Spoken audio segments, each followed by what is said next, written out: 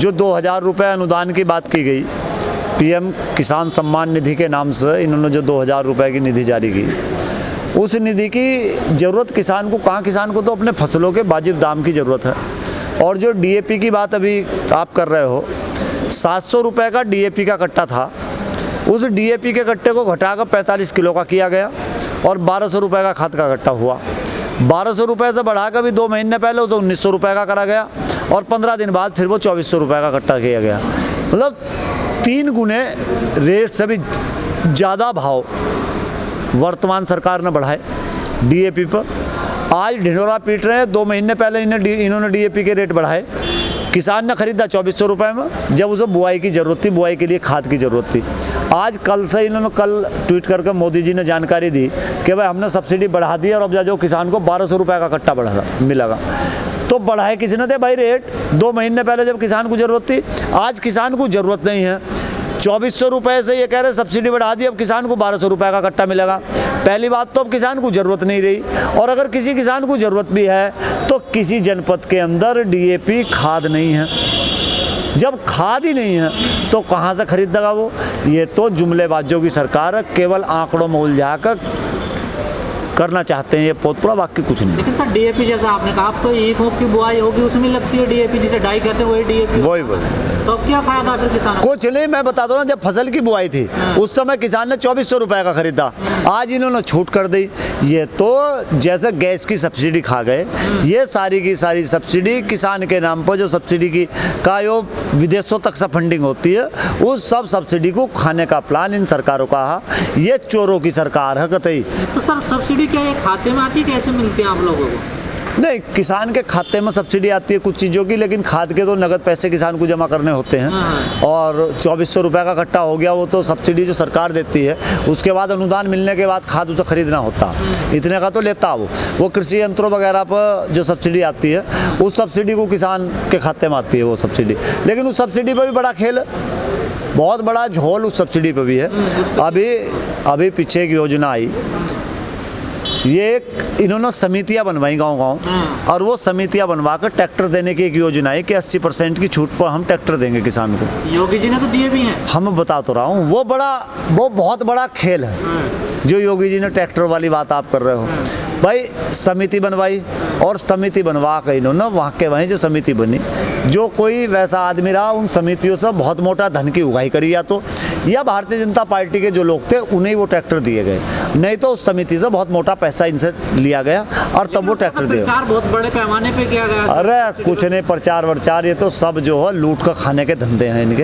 इन्होंने तो लूटा हाउ ना, उन ट्रैक्टरों के नाम पर लूट हुई, कृषि यंत्रों के नाम पर लूट होती है। जो सब्सिडी वाले कृषि यंत्र आते हैं, देखो ट्रैक्टर का हो या कृषि यंत्र का हो, जो टीलर जो हैरो बाजार के अंदर 20,000 रुपये की मिलेगी, वो इनके यहाँ 32,000 रुपये की मिलेगी, 12,000 रुपये ज़्यादा। और सब्सिडी का पता करोगे, सब्सिडी कितने की ना, 15,000 रुपये की, और उसमें 3-4 हज़ार रुपये 5,000 रुपये रिश्वत हमारे उसमें चले जाएंगे। सब्सिडी को ये कहते हैं आधा आधा कर लो भाई, आधी सब्सिडी बाबुओं की और अधिकारियों की, और आधी सब्सिडी इनकी। ये तो लूट हो रही देश के अंदर। तो डीएपी का कट्टा 1200 में है ना आपका सर? हाँ, डीएपी का कट्टा 1200 रुपये का देने की बात कही है इन्होंने, लेकिन मिलेगा कहीं तो जब खरीदेंगे तब पता लगा, पता करेंगे अभी। हाँ, अभी तो कोई मिल ही नहीं रहा है, जब जरूरत होगी जब खरीदेंगे। है ही नहीं जिलों में डीएपी। जो किसान आंदोलन चल रहा है उसमें खाप कह रही है कि अब हम इस आंदोलन को तेज करें। नहीं, तेज होगा, अब किसान का काम निपट लिया, फसल का काम चल रहा था, भी महामारी का भी दौर था, अब सारी चीज़ें निपट ली, फसल का काम भी किसान का निपट लिया। बरसात शुरू होगी, चौमासा इसे कहते हैं, ये शुरू होगी बरसात, अब किसान खाली हो गया, अब और तेज और ज़्यादा अधिक संख्या में किसान आएंगे और रणनीति बनाएंगे कुछ ना कुछ घेराव की कहीं ना कहीं।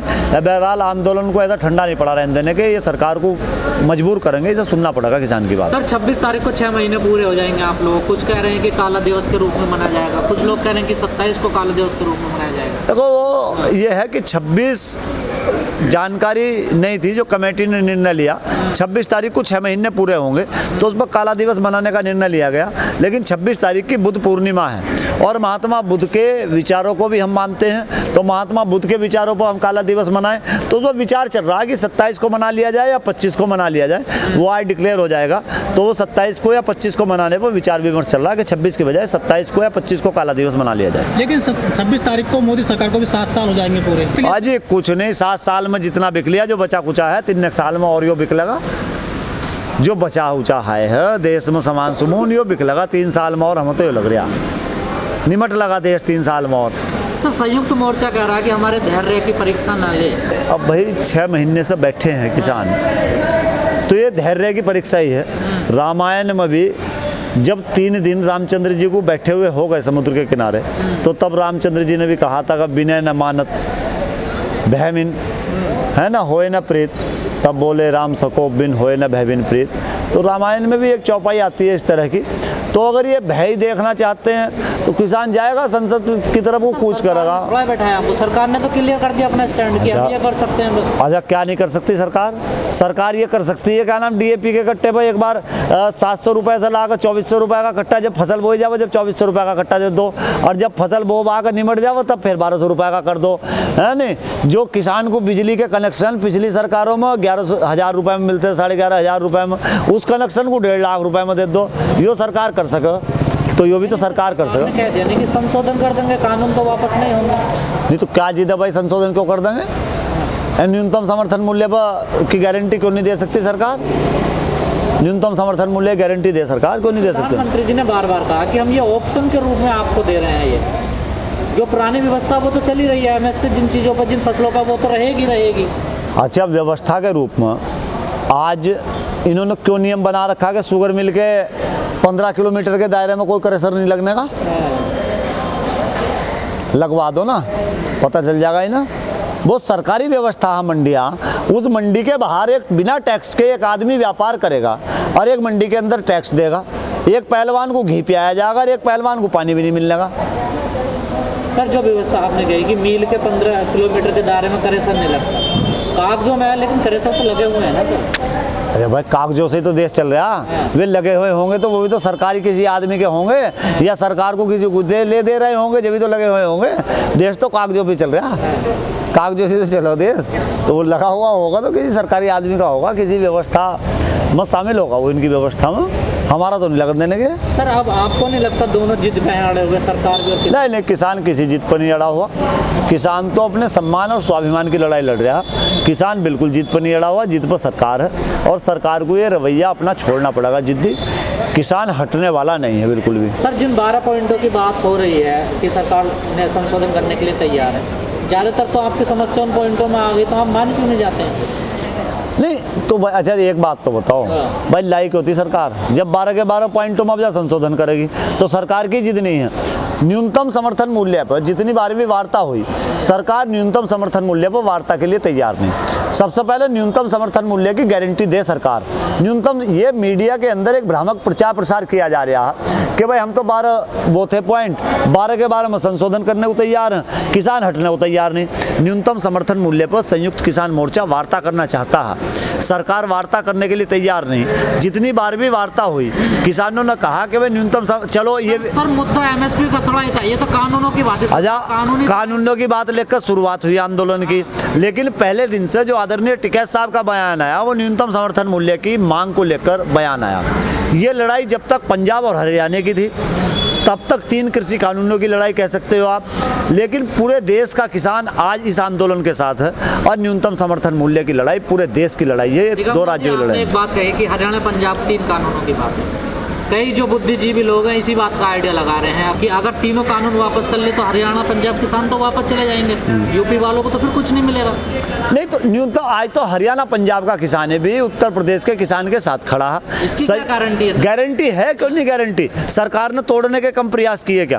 भाई सरकार ने तो तोड़ने के बहुत प्रयास किए। सरकार इसीलिए तो ये कह रही थी कि हम जो हैं इन पर तीनों पर 12 जो अमेंडमेंट, हम 12 अमेंडमेंट कर देंगे। ये हरियाणा और पंजाब के किसान को वापस करने का ही प्रयास तो था। एमएसपी मिलती है ना, यूपी देखो को कहाँ मिलती है? मैं पूरी बात बताऊं, वार्ता जो आप कह रहे हो कि भाई किसान अड़े हुए हैं, वार्ता यहाँ अड़ी हुई है कि न्यूनतम समर्थन मूल्य पर सरकार वार्ता करने के लिए तैयार नहीं हुई एक बार भी। अगर सरकार न्यूनतम समर्थन मूल्य पर बात करने के लिए तैयार होती और जो अमेंडमेंट होने थे उन अमेंडमेंटों की बात होती, भाई हम अड़े थे कि भाई आप वापस लो, ये वापस नहीं ले रहे थे। जब ये वापस नहीं ले रहे तो जब वापस नहीं ले रहे 12 पर संशोधन की बात हुई, हम लोगों ने इनसे कहा कि भाई अब न्यूनतम समर्थन मूल्य की बात कर लो। ये कहते नहीं पहले कानून की बात बताओ, जब न्यूनतम समर्थन मूल्य की बात करेंगे। तो क्या मतलब है इस बात का? आप न्यूनतम समर्थन मूल्य की बात क्यों नहीं करते? प्रधानमंत्री जी लोकसभा के अंदर बयान देते हों कि एमएसपी थी, है और रहेगी, तो कानून बनाने में क्या दिक्कत है ना? ये कानून बनाओ। बना हुआ है ना सर? कहाँ है? क्यों गेहूं पे एमएसपी नहीं मिलती? कहाँ मिलती है? बाजरे पे नहीं मिलती? नहीं तो मिलती है, तो जो बाहर वाला खरीद करेगा उस गारंटी कहाँ है? जो व्यापार करने जा रहा है व्यापारी, जिस व्यापारी के लिए इन्होंने मार्केट खोला है, जिस व्यापारी के लिए तीनों कानून बनाए हैं, उस व्यापारी के ऊपर तो गारंटी। सर आप बाहर वाले व्यापारी दीजिए मत दीजिए, आपके लिए अच्छा उस व्यापारी पर गारंटी दे दो ना, क्यों नहीं? सर मंडी तो है ना आपके लिए। अरे तो अच्छा सुनो, तो उस पर टैक्स नहीं है, उस पर टैक्स भी नहीं है, वो टैक्स फ्री खरीदेगा बाहर, अंदर वाला टैक्स पे करेगा। कहाँ मंडियाँ जिंदा रह जाएंगी? कैसे रह जाएंगी मंडियाँ जिंदा? सरकार की टेंशन है, सरकार कैसे टैक्स ले वो अपनी। और तो किसान की, अच्छा किसान की कौन सी कम टेंशन है ये बताओ? बस किसान की टेंशन कम है क्या? किसान तो अपनी टेंशन बता रहा, 70 साल लोग में ये लूट का खा गए।